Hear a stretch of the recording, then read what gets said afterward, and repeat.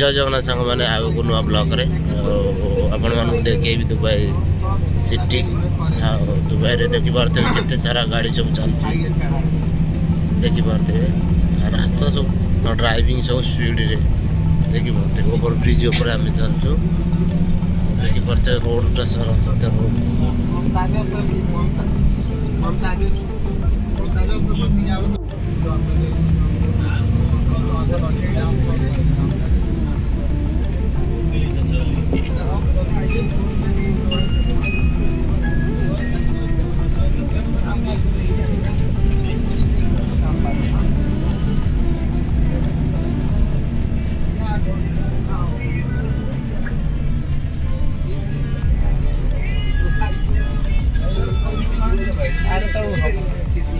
अरे हम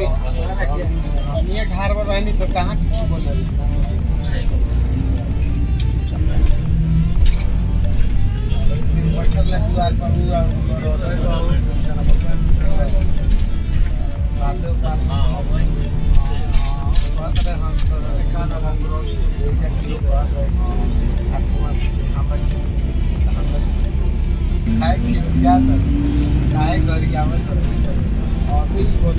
बोला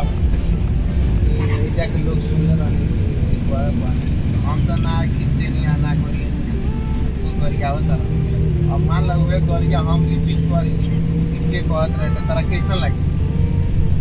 हेलो मतलब सही नहीं कि मत याद ते आदमी सही नहीं उठ के याद भाग उठ का भाग गइल नो अरे ते झगड़े की बात बच गई